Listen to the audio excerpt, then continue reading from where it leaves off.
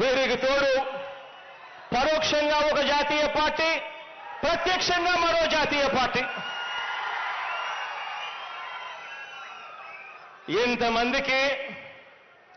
ఇంతమంది యుద్ధం చేస్తా ఉన్నది కేవలం ఒకే ఒకడు ఇటువైపు.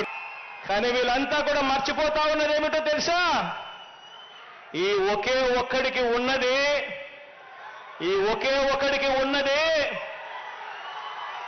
ఎంత పెద్ద సైన్యం ఉంది అని చెప్పి వీళ్ళంతా కూడా మర్చిపోతా ఉన్నారు.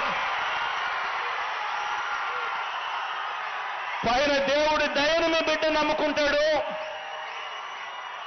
మంచి చేసిన ఆ ప్రతి ఇంటిని నమ్ముకుంటాడు.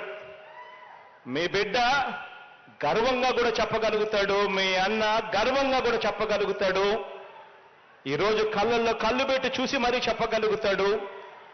మీ ఇంట్లో మంచి జరిగి ఉంటే మీ బిడ్డకు మీరే సైనికులుగా ముందుకు రండి అని చెప్పి మీ బిడ్డ పిలుపునివ్వగలుగుతాడు.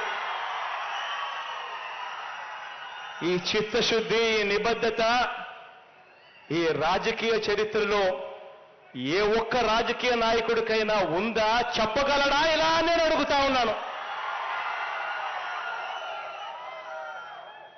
వారి దాడి ఇంటింటికి అందుతా ఉన్న సంక్షేమం మీద దాడి.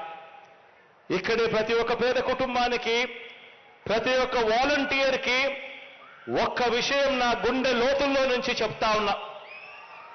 మనం ఈ 58 నెలల్లో ఏ ప్రభుత్వము చేయనంతగా ప్రతి పేద కుటుంబానికి మంచి చేశాం.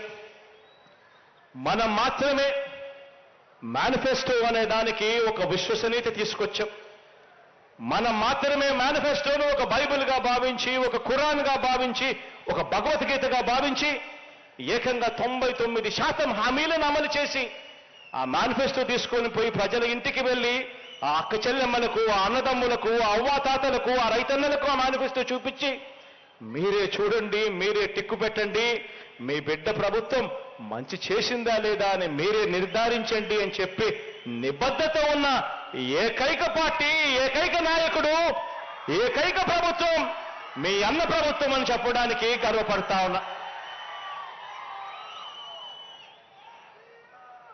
మనం మాత్రమే గ్రామ స్వరాజ్య